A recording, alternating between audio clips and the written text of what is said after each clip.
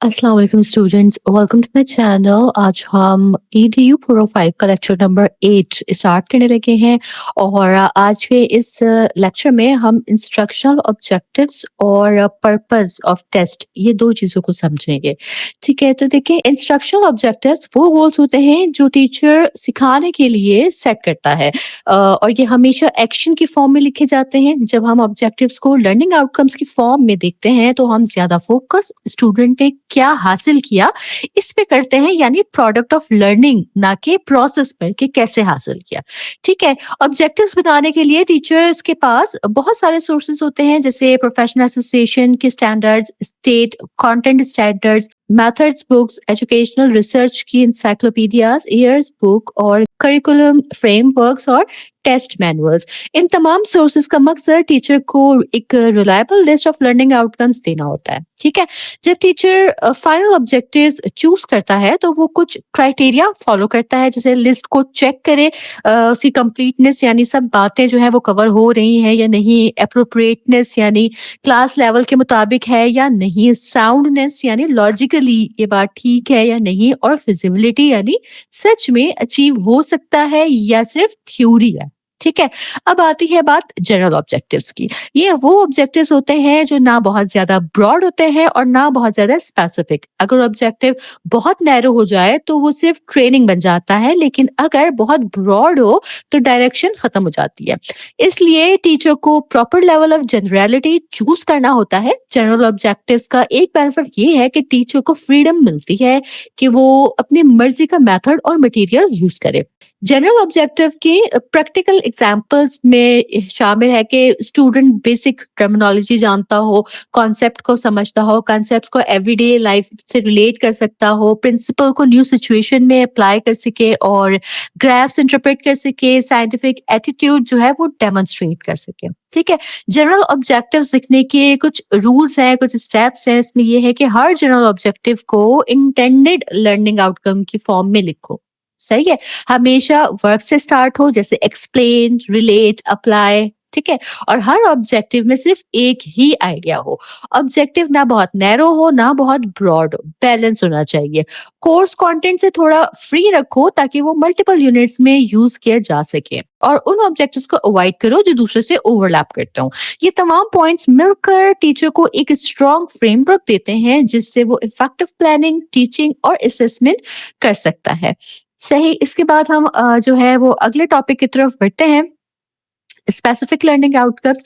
Specific learning outcomes बनाने के भी कुछ स्टेप्स हैं कि हर जनरल ऑब्जेक्टिव के नीचे एक रिप्रेजेंटेटिव सैंपल ऑफ एसएलओज लिखें जो टर्मिनल परफॉर्मेंस यानी आखिर में स्टूडेंट की एक्सपेक्टेड परफॉर्मेंस जो है वो दिखाए। हर एसएलओ को एक्शन वर्ब से स्टार्ट करें जो ऑब्जर्वेबल परफॉर्मेंस को डिफाइन करें, जैसे आइडेंटिफाई, डिस्क्राइब, अप्लाई, एनालाइज। ठीक है, एंश्योर करो कि एसएलओज रेलेवेंट हो जनरल ऑब्जेक्टिव के लिए जो डिस्क्राइब हो रहा है। इनफ एसएलओज इंक्लूड करो ताकि स्टूडेंट की परफॉर्मेंस जो है एडिक्वेटली डिस्क्राइब हो सके जो ऑब्जेक्टिव अचीव कर सकते हैं। एसएलओज को थोड़ा कोर्स कंटेंट से फ्री रखें ताकि वो डिफरेंट यूनिट्स ऑफ स्टडी के लिए भी यूज किया जा सके। अगर कोई कॉम्प्लेक्स आउटकम डिफाइन करना डिफिकल्ट हो तो रेफरेंस मटेरियल जो है वो भी कंसल्ट करें। जरूरत पड़ने पर थर्ड लेवल ऑफ स्पेसिफिसिटी भी ऐड कर सकते हैं ताकि आउटकम और क्लियर और मेजरेबल हो। सही है, तो देखिए ये बात आप याद रखें कि जनरल ऑब्जेक्टिव्स जो होते हैं वो गोल्स होते हैं। ठीक है, और स्पेसिफिक लर्निंग आउटकम जो है वो एविडेंस है कि स्टूडेंट ने गोल अचीव किया है या नहीं।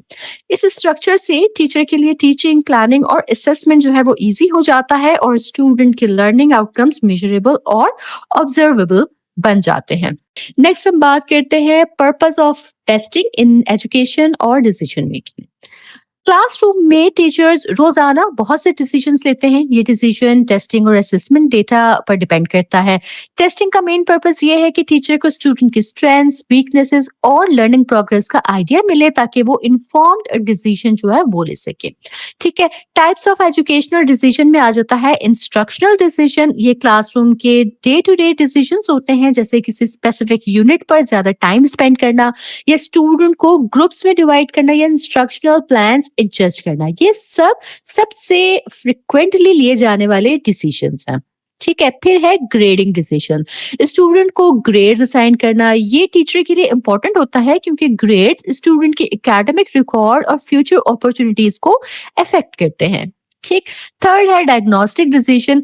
स्टूडेंट की स्ट्रेंथ और वीकनेसेस आइडेंटिफाई करना होता है इसमें, और उनके पीछे के जो रीजंस हैं उनको समझना होता है। टीचर्स ये डिसीजन एक फॉर्मल या स्टैंडर्डाइज्ड टेस्ट की हेल्प से लेते हैं।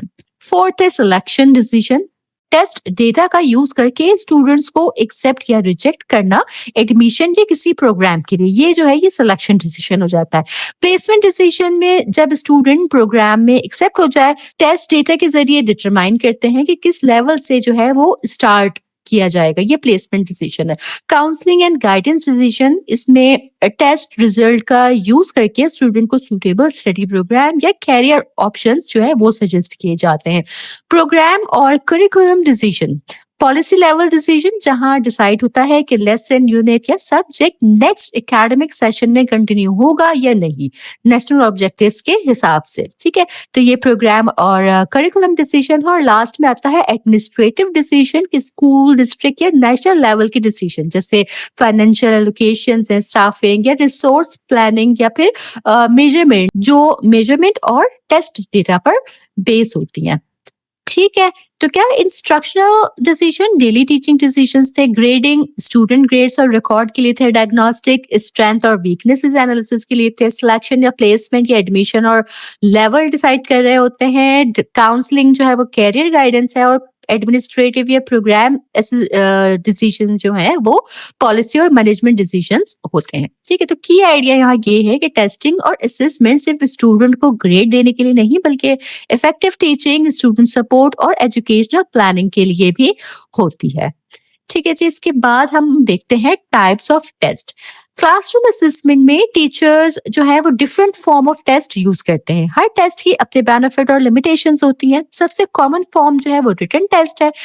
रिटन टेस्ट को भी कुछ कैटेगरीज में डिवाइड किया जाता है। पहले आ गया वर्बल टेस्ट। ये टेस्ट जो है वो रीडिंग, राइटिंग और स्पीकिंग स्किल्स को एम्फोसाइज करते हैं। ज्यादातर एजुकेशनल टेस्ट वर्बल होते हैं। नॉन वर्बल टेस्ट जो है इनमें रीडिंग, राइटिंग या स्पीकिंग की जरूरत नहीं होती। आइटम्स यूजुअली न्यूमरल्स या ड्राइंग्स की फॉर्म में होती है। ठीक है, ऑब्जेक्टिव टेस्ट, ये टेस्ट ऐसे होते हैं जहां दो या दो से ज्यादा स्कोरर्स इजीली एग्री कर सके कि आंसर करेक्ट है या इनकरेक्ट, जैसे एमसीक्यूज या ट्रू फॉल्स या मैचिंग वगैरह के टेस्ट जो होते हैं। सब्जेक्टिव टेस्ट जो है यहाँ स्कोरिंग डिफिकल्ट होती है, दो स्कोरर्स एग्री नहीं कर पाते इजीली। ठीक है, जैसे अगर ऐसे टेस्ट होता है तो ये एक सब्जेक्टिव टेस्ट है। ठीक है, टीचर मेड टेस्ट जो है ये सिर्फ टीचर के लिए कस्टम बनाए जाते हैं, क्लासरूम के स्पेसिफिक नीड्स के लिए। फिर है स्टैंडर्डाइज टेस्ट, ये मेजरमेंट एक्सपर्ट ने डिजाइन किए होते हैं और ब्रॉड नेशनल ऑब्जेक्टिव को मेजर करते हैं। इंस्ट्रक्शंस हर एडमिनिस्ट्रेशन में सेम रहती है और नॉर्म टेबल्स होते हैं जहां स्टूडेंट का परफॉर्मेंस कंपेयर किया जा सकता है नेशनल सैंपल से। ठीक है, सेवेंथ आ गया पावर टेस्ट। इसमें टाइम लिमिट्स जो है वो लिबरल होते हैं। स्टूडेंट को हर आइटम अटेम्प्ट करने का चांस मिलता है, आइटम्स डिफिकल्ट होते हैं। स्पीड टेस्ट, यहाँ टाइम लिमिट स्ट्रिक्ट होती है और आइटम्स इजी होते हैं। पर्पस होता है देखना कि कौन उन आइटम्स को कंप्लीट कर पाता है। ठीक है, डेवलपमेंटल स्क्रीनिंग टेस्ट, ये अर्ली चाइल्डहुड के लिए इंपॉर्टेंट है। स्क्रीनिंग का गोल रिस्क आइडेंटिफाई करना है, ताकि अगर बच्चे में डेवलपमेंटल प्रॉब्लम्स हो या स्कूल फेलियर का रिस्क हो तो अर्ली इंटरवेंशन हो सके। स्क्रीनिंग शॉर्ट होती है, 30 मिनट्स या उससे भी कम का टाइम होता है, और ये फुल डेवलपमेंट रेंज कैप्चर नहीं करती, सिर्फ पोटेंशियल डिलेज डिटेक्ट करती है। अगर स्क्रीनिंग में रेड फ्लैग्स आए तो डिटेल्ड फॉर्मल इवैल्यूएशन जो है वो फिर जरूरी हो जाती है। ठीक है, और लास्ट है रेडीनेस टेस्ट। ये टेस्ट डिटरमिन करता है कि स्टूडेंट के प्योर नॉलेज और कॉन्सेप्ट किसी कोर्स या यूनिट के लिए क्या है। टीचर इसके जरिए डिसाइड करता है कि किस लेवल से स्टूडेंट को स्टार्ट करवाना चाहिए। आगे देखते हैं पर्पस ऑफ टेस्टिंग और नॉर्म रेफरेंस टेस्ट। ठीक है, एनआरटी जिसे कहा जाता है। टेस्ट का ना देखिए जनरल पर्पस ये होता है कि इंफॉर्मेशन गैदर की जा सके ताकि बेटर और इन्फॉर्म्ड एजुकेशनल डिसीजन लिए जा सके। पहले सेशन में हमने असेसमेंट को इंटरप्रेटिंग रिजल्ट की बेसिस पर क्लासिफाई किया था। अब हम एनआरटी और क्राइटेरियन रेफरेंस्ड असेसमेंट की कॉम्प्लेक्सिटी इसको समझेंगे। ठीक है, तो देखिए जो नॉर्म रेफरेंस टेस्ट है ना एनआरटी के, वो टेस्ट होता है जो बताता है कि एक स्टूडेंट की पोजीशन या रैंक कहाँ है दूसरे स्टूडेंट के कंपैरिजन में। सही है, मतलब ये डिटरमिन करता है कि स्टूडेंट ग्रुप में कहाँ स्टैंड करता है। इंपॉर्टेंट डायमेंशंस जो है एनआरटी के उसमें शामिल है कि एस्टिमेट जो है प्रोवाइड करता है स्टूडेंट की एबिलिटी की वैरायटी ऑफ स्किल्स में और काफी शॉर्ट टाइम में। एनआरटी टेस्ट जनरल नेचर के होते हैं, मल्टीपल स्किल्स को एक साथ मेजर करते हैं लेकिन डीप मास्टरी नहीं दिखाते। स्टूडेंट के सब्जेक्ट मास्टरी के डिसीजन लेना मुश्किल होता है क्योंकि टेस्ट जनरल होता है। एनआरटी आइटम्स जो है वो डिफिकल्ट होते हैं, यूजुअली सिर्फ 50% स्टूडेंट जो है वो ही सही जवाब देते हैं। ठीक है, एनआरटी का मेन फोकस होता है कंपैरिजन और रैंकिंग पे, ना कि स्टूडेंट की एग्जैक्ट मास्टरी पे। ठीक है, ये टीचर्स और बोर्ड्स के लिए यूजफुल होता है सिलेक्शन, प्लेसमेंट और कॉम्पिटिटिव एग्जाम्स के लिए। इसके बाद आता है क्राइटेरियन रेफरेंस टेस्ट, सीआरटी। ये दूसरे टाइप का टेस्ट होता है जो बताता है कि स्टूडेंट का लेवल ऑफ प्रोफिशिएंसी या मास्टरी किसी स्किल या स्किल सेट में कितनी है। इसमें स्टूडेंट का परफॉर्मेंस कंपेयर किया जाता है एक स्टैंडर्ड या क्राइटेरियन के अगेंस्ट। इस टाइप के test criterion reference test CRT कहलाता है। ठीक है, इसके भी कुछ इंपॉर्टेंट डायमेंशन है, वो ये है कि सीआरटी टेस्ट स्पेसिफिक होते हैं, ये एक पर्टिकुलर स्किल को एक टाइम में मेजर करते हैं और मास्टरी का क्लियर पिक्चर देते हैं। सीआरटी स्किल को थॉरली मेजर करता है, इसलिए ये एनआरडी से ज्यादा टाइम लेता है। सीआरटी के आइटम्स रिलेटिवली इजी होते हैं, तकरीबन 80% स्टूडेंट जो है वो सही जवाब दे पाते हैं। सीआरटी स्टूडेंट्स का परफॉर्मेंस स्टैंडर्ड से कंपेयर करता है, जिससे पता चलता है कि स्टूडेंट स्किल में मास्टरी अचीव करेगा या नहीं। सीआरटी का ब्रेथ नैरो होता है और ये फ्यू ऑब्जेक्टिव्स ही को रिकवर करता है। एनआरटी जहां स्टूडेंट को रैंक करने के लिए होता है, सीआरटी स्टूडेंट की स्किल मास्टरी दिखाता है अगेंस्ट अ प्रीडिफाइंड स्टैंडर्ड। ये टीचर्स को हेल्प करता है स्किल इंप्रूवमेंट और मास्टरी के डिसीजंस लेने में। इसके बाद हम आगे बढ़ते हैं characteristics of criterion reference assessment की तरफ। तो देखिए सीआरटी के कुछ इंपॉर्टेंट कैरेक्टरिस्टिक्स हैं जो स्टूडेंट्स को याद रखने चाहिए, जैसे कि कॉम्प्रिहेंसिव कंटेंट। सीआरटी में सैम्पल्ड कंटेंट ज्यादा डिटेल्ड होता है और आमतौर पर ये 3 या उससे ज्यादा आइटम्स यूज होते हैं एक सिंगल ऑब्जेक्टिव को कवर करने के लिए। सेकंड कैरेक्टरिस्टिक है स्कोर के मीनिंग कि सीआरटी में स्कोर का मतलब दूसरे स्टूडेंट के स्कोर से कंपेयर करने पर डिपेंड नहीं करता, मतलब यहाँ रैंकिंग की इंपॉर्टेंस नहीं होती। थर्ड है direct link to criterion. Score directly item और क्राइटेरियन के कनेक्शन से फ्लो करता है। आइटम्स स्पेसिफिकली सिलेक्ट किए जाते हैं ताकि क्राइटेरियन बिहेवियर को रिफ्लेक्ट करें। ठीक है, फोर्थ है focus on relevant domain. Emphasis दिया जाता है रेलेवेंट रिस्पॉन्सेज के डोमेन पर जो लर्निंग ऑब्जेक्टिव्स के लिए जरूरी है। और लास्ट है परफॉर्मेंस स्टैंडर्ड्स। सीआरटी में number of succeeding, failing students, ये रेंज ऑफ एक्सेप्टेबल परफॉर्मेंस का यूज होता है। फॉर एग्जाम्पल 90% प्रोफिशिएंसी अचीव किया, 80% क्लास ने 90% प्रोफिशिएंसी अचीव किया। ठीक है, यानी सीआरटी ना हर स्टूडेंट का परफॉर्मेंस एक प्रीडिफाइंड स्टैंडर्ड के अगेंस्ट मेजर करता है, कंपैरिजन नहीं करता। और ये लर्निंग मास्टरी और इम्प्रूवमेंट के डिसीजन के लिए परफेक्ट टूल है। ठीक है, इसके बाद जो है हम आगे बढ़ते हैं और देखते हैं difference between NRT and CRT. ठीक है, तो एनआरटी और सीआरटी दोनों टेस्ट हैं लेकिन उनका पर्पस और स्ट्रक्चर जो है वो बिल्कुल डिफरेंट है।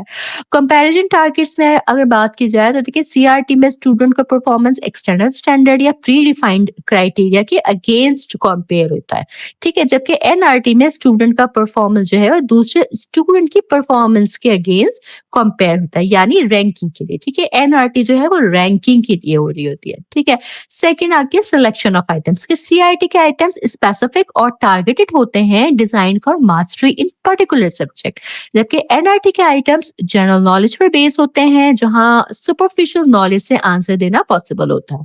ठीक है, थर्ड है मीनिंग ऑफ सक्सेस। सीआरटी में स्टूडेंट या तो मास्टर होता है या नॉन मास्टर। ठीक है, पास फेल का लिमिट नहीं होता है, जबकि एनआरटी में सक्सेस रिलेटिव होती है, यानी कितने स्टूडेंट ने कैसा परफॉर्म किया उस पर डिपेंड करती है सक्सेस। ठीक है, एवरेज आइटम डिफिकल्टी के सीआरटी में डिफिकल्टी हाई होती है ताकि मास्टरी मेजर हो सके, और एनआरटी में डिफिकल्टी जो है वो मॉडरेट होती है ताकि स्टूडेंट्स का रिलायबल रैंकिंग हो सके। ठीक है। फिफ्थ जो डिफरेंस है वो है स्कोर डिस्ट्रीब्यूशन। सीआरटी में स्कोर्स हाई एंड के पास क्लस्टर करते हैं क्योंकि फोकस मास्टरी होता है। ठीक है, और एनआरटी में स्कोर्स ब्रॉडली स्प्रेड होते हैं, कुछ हाई कुछ लो, और ज्यादा स्टूडेंट्स जो है वो मीडियम रेंज में आ जाते हैं। ठीक है, सिक्स जो इसका डिफरेंस है वो है रिपोर्टेड स्कोर्स के। सीआरटी में स्टूडेंट को मास्टर या नॉन मास्टर या पास फेल ये क्लासिफाई किया जाता है। एनआरटी में क्या होता है कि परसेंटाइल रैंक्स या स्केल स्कोर जो है वो रिपोर्ट किए जाते हैं, यानी रैंकिंग का डेटा मिलता है। ठीक है, तो आपने याद रखना है कि सीआरटी का मतलब क्या हो गया, मास्टरी एंड स्टैंडर्ड के अगेंस्ट मेजरमेंट, और एनआरटी जो है वो रिलेटिव रैंकिंग और कंपैरिजन विद पेयर्स पर होती है। ठीक है, सीआरटी डिटेल्ड और स्पेसिफिक होता है, एनआरटी ब्रॉड और जनरल नॉलेज मेजर करता है। ठीक है, तो देखिए सीआरटी और एनआरटी का फर्क जो है वो पर्पस, आइटम सिलेक्शन, डिफिकल्टी और रिपोर्टिंग मेथड में होता है। सीआरटी मास्टरी चेक करता है, एनआरटी रैंकिंग और रिलेटिव परफॉर्मेंस दिखाता है। तो इसके साथ ही हमारा ये टॉपिक यहीं मुकम्मल होता है और मैं इस लेक्चर को भी आपके लिए समराइज कर देती हूँ। तो देखिए लेक्चर 8 में हमने इंस्ट्रक्शनल ऑब्जेक्टिव्स और पर्पस ऑफ टेस्टिंग का कॉन्सेप्ट जो है वो पढ़ा है। इंस्ट्रक्शनल ऑब्जेक्टिव को इंटेंडेड लर्निंग आउटकम्स के टर्म्स में स्टेट किया जाता है, जो जनरल ऑब्जेक्टिव से स्टार्ट होते हैं और स्पेसिफिक लर्निंग आउटकम्स जिन्हें एसएलओज कहा जाता है यहाँ तक ले जाते हैं। जनरल ऑब्जेक्टिव्स टीचिंग को डायरेक्शन देते हैं और एसएलओज क्लियरली दिखाते हैं कि स्टूडेंट कैसे अपनी लर्निंग अचीव करता है।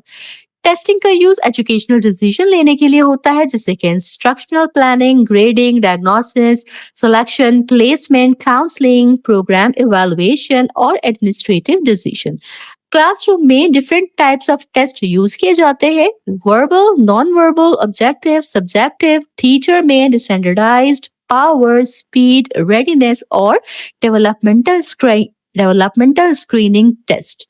टेस्ट को क्लासिफाई किया जाता है नॉन रेफरेंस्ड टेस्ट एनआरटी और क्राइटेरियन रेफरेंस्ड सीआरटी में। एनआरटी में स्टूडेंट परफॉर्मेंस कंपेयर होती है पेयर के साथ, फेलो स्टूडेंट के साथ, ताकि रैंकिंग पता चले। Average item difficulty average item difficulty होती है और कंटेंट जो है वो ब्रॉड होता है, जबकि सीआरटी में स्टूडेंट मास्टरी को सेट स्टैंडर्ड के अगेंस्ट मेजर किया जाता है। आइटम डिफिकल्टी ज्यादा होती है, कंटेंट नैरो होता है और फोकस जो है वो प्रोफिशिएंसी पे होता है। सीआरटी स्कोर्स बताते हैं मास्टरी या नॉन मास्टरी और एनआरटी परसेंटाइल या रैंकिंग शो करता है। ठीक है, इसके साथ ही हमारा ये लेक्चर यही मुकम्मल होता है। मुझे उम्मीद है कि ये टॉपिक भी आपने अच्छे से अंडरस्टैंड किया होगा। अगर आपकी कोई सवालात हो, कोई डाउट्स हो, तो आप मुझे ज़रूर कमेंट सेक्शन में बताइएगा, या अगर आप कोई फीडबैक देना चाहें तो भी आप मुझे कमेंट सेक्शन में ज़रूर बताइएगा। लेक्चर पसंद आए तो लाइक ज़रूर कीजिएगा, चैनल सब्सक्राइब करना हरगिज़ ना भूलिएगा और मेरे लेक्चर्स को अपने फेलो स्टूडेंट्स तक भी लाज़मी पहुँचाइएगा। इंशाअल्लाह ताला मैं अपने अगले लेक्चर के साथ जल्द हाज़िर होंगी। तब तक आप सब अपना बहुत ख्याल रखिएगा। अल्लाह हाफ़िज़।